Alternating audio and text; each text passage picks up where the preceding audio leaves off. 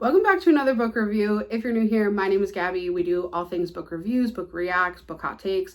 Today we're reviewing The Bones Beneath My Skin by TJ Klune, which is like a supernatural thriller. TJ Klune also wrote The House on the Cerulean Sea, so if you've read that, honestly, I feel like you don't necessarily have to read this book if you don't want to, but if you really enjoyed it, you like the theme, you're looking for something similar, this book is definitely a good pick for you. If you haven't read that yet, I would definitely encourage you to read this.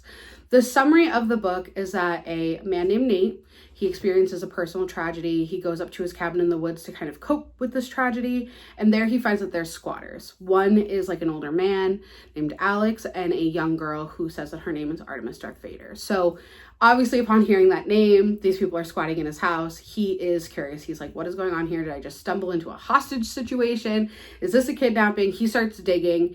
Upon digging, he finds out that Alex is like an ex-military guy, and one thing leads to another, and they start going on the run. While they're on the run, Nate discovers that, and none of this is necessarily spoilers, by the way. I think you can kind of get most of this from the back of the book, but Nate discovers that Artemis Darth Vader is not from Earth. She has supernatural powers, and Alex's whole goal is to get Artemis back to her home. So that is the summary of the book. And I think similarly to what TJ Klune does in other works that I have read by TJ Klune, is that it has this concept of like chosen family, being different, LGBTQIA+. So I guess if you've read that, you've read this, but if you want to kind of follow along, I'm going to get into what I liked and what I didn't like about the book. So let's jump into it. The first things first that I think this book did really well was it talks about grief, and grief in all forms, right? The actual death grief, choosing to cut people off grief, grief of just loss in general, no longer seeing people grief. And I think grief comes in all forms and all of it feels just as big. And so I think that the book does a really good job of letting you know that no matter how you're experiencing grief, your grief is valid. No grief is bigger than another. And I think that a big theme surrounding grief is how does it kind of play into the decisions that we're making? And we see that happen with each character. They're experiencing grief in their own ways. So Nate, having his own personal tragedy, he chooses to handle grief by running away. Alex, who experiences grief, is choosing to kind of fight.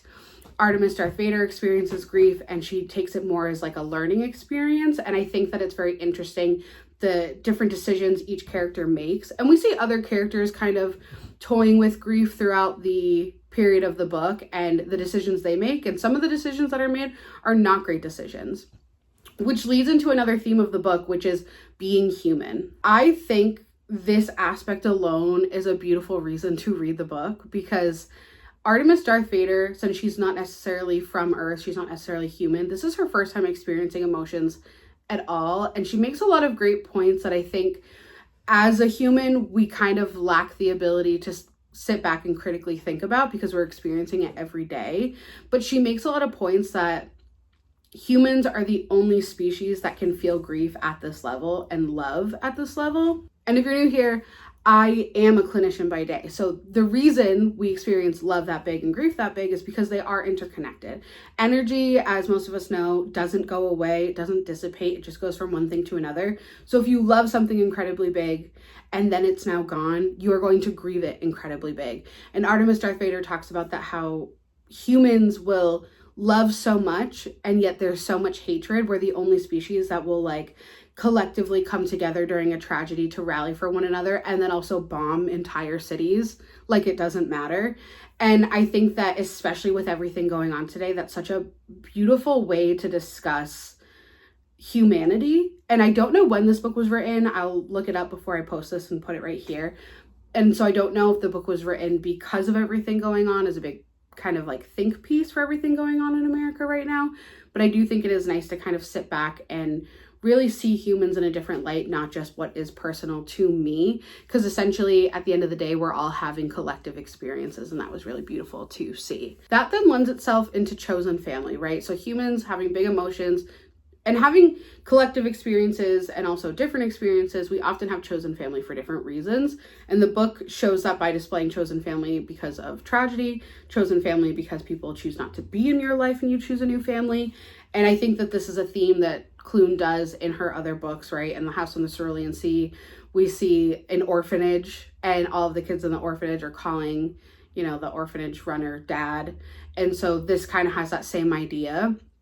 The thing that I didn't like about this book is, well, I felt completely invested in the characters kind of navigating their way and discovering their relationships with each other. I felt like the romance was very forced. And this is not a hate on a man-loving man book, because I'm a queer baddie myself, okay?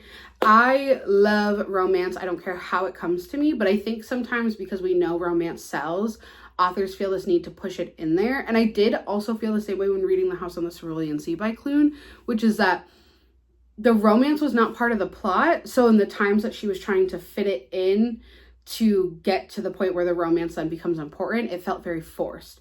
And so the best way I can kind of describe it is very early on in the book, we hear both Alex and Nate, their internal thoughts of they find the other one attractive.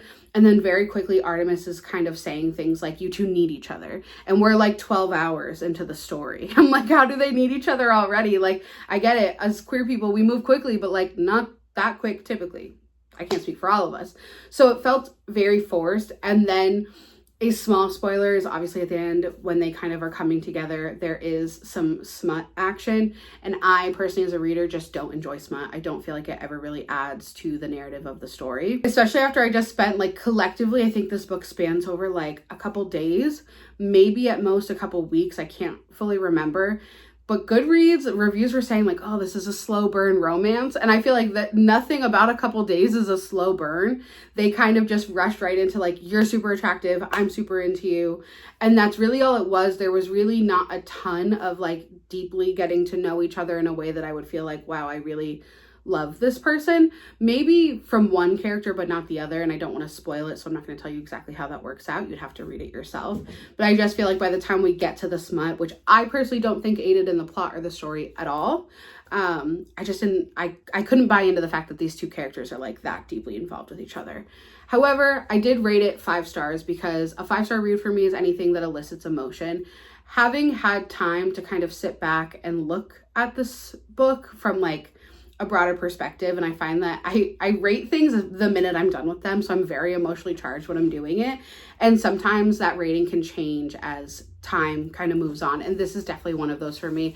I feel like it's more of a 4 to a 4.5 star read, and that's because I do find that it's very similar to The House on the Cerulean Sea. This is just supernatural as opposed to fantasy. The storyline is different. The concept and the plot is definitely an original concept, but I think that if you've read House on the Cerulean Sea, I don't know if this is technically something you need to read, but if you like Klune's work and you want something that's similar, I 100% recommend reading it again.